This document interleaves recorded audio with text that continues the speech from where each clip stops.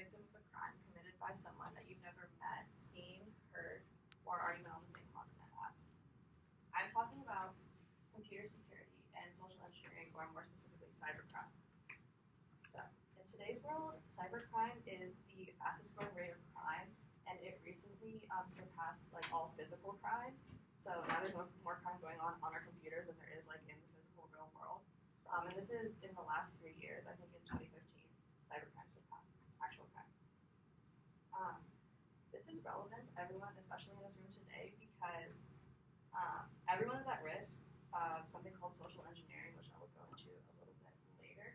But according, like, if you look at this graph, the United States of America is one of the most like you're more likely to try and be hacked if you live in the U.S. because of our economic status and because most Americans have really easy access to the internet and we're on there a lot, and that's where most hacking takes place. And I'm a computer science major, which is why I chose this topic, because I'm enrolled in a computer security class this quarter, actually, and we're talking about something called phishing, which is PHISHING. It's the third column from the right. But we're talking about basically different ways that you can be hacked, and I chose phishing specifically because it's the easiest to explain without any knowledge of software or hardware, because it's mostly based on psychological engineering, basically. But yeah, so today I'm going to talk about people, machines, and how to recognize this type of hacking. So in order to explain what phishing is, I think that this visual kind of helps. It's basically one user on one machine trying to get the information of another user on another machine, usually remotely. It's relatively easy to do, and I'm actually going to show you an example of a phishing attempt that we had to carry out in class. So like I was trying to phish my professor, consensually, of course. But basically all you need is an unassuming victim that usually it happens through email, because email is hard to authenticate the source, because the email is invented to communicate quickly and not necessarily to validate who the email is coming from. So like if you get an email from Facebook, you don't have Facebook's IT email memorized. It could be anything, and that's why it's super easy to impersonate usually big companies, usually social media sites, because everyone's on those. But this is super relevant today because according to the Agenda for Empirical Cybercrime Research, which was a summit held in 2011,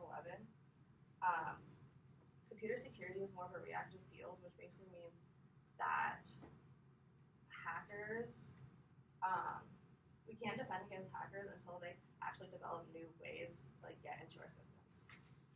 So it's super hard to defend against. And phishing specifically appeals to the human factor that comes with computers. So according to ScienceDirect.com, the 3 things that they usually appeal to are curiosity, empathy, and respect. So if you, for example, open an email and it says that you want an award, that might spike your curiosity and get you to click on something that will then run malware basically in the background of your computer. So now, for an example, there was a case study done by Usenix, which is a big computer security company. And basically what they did is they assigned a team of social engineers to try and get into the database of another big company, an employee database. So what they did is they basically called all the different departments of this company until they came across an open position. And what they did is they said that they were the person that was to fill this position, called the IT department, and basically convinced them to set up an account for someone that didn't exist and like in a position that had not been filled yet. And that's how they got into the system. They didn't have to do like any traditional hacking, like brute force, like on a computer. They literally just called them and said, "I'm this person," and they believed them. So one of the bigger developments recently with computer security is acknowledging that psychology is one of the most effective tools for hackers today. And it was even referenced in J.R. Anderson's book about dependable security systems, which even if you don't know who that is, it just goes to show that psychology is a really big part of computer security because humans are the people that are accessing these computers. And it's not 100% based on like machines. Like we can't depend on them for everything. And sometimes people mess up. Right? So now I'm going to show you guys how to not get hacked. So this is Zachary is my computer science professor. So our assignment was we had to create an email that impersonates some service that he used. So my group chose Facebook. So the email on the left is an actual email from Facebook, and the email on the right is an email that I made, basically. And so like a normal user probably wouldn't be able to distinguish if they received the email on the right that it's fake. And the only difference is, besides I changed some of the details for the location, but if you click on the secure your account link, that will take you to actual Facebook, and this will take you to a website that looks exactly like Facebook's login, except for it sends your username and password to the database that like my group would set up so that we would get like the information that you put in. And here's just like the HTML that is behind that, but HTML is basically a language that the entire internet uses to render what you see and how different links react. But I just copy and pasted it from a Facebook email. I didn't write that. The other thing I want to point out is in order to let someone run malware on your system, you actually have to click on a link. So opening an email isn't necessarily dangerous, but you want to mouse over the link and it will show you the URL that it's actually taking you to. So if you were to receive an email like this, and you mouse over to secure your account link, if it doesn't say facebook.com, you probably don't want to click on it. If it says like facebook.net or something like kind of weird, that's probably not a good sign. So now I hope you have all become more aware of the dangers of social engineering.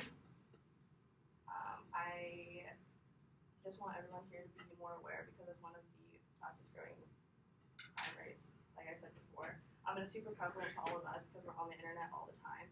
I know that I'm pretty sure everyone in this room uses social media in some capacity. But the advice that I want to leave you with is just to be aware of what you click on and just what you do online overall.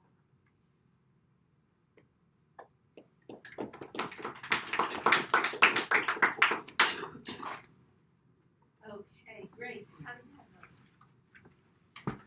I think it went well. I think that this topic is something that I can talk a lot about. I've learned a lot.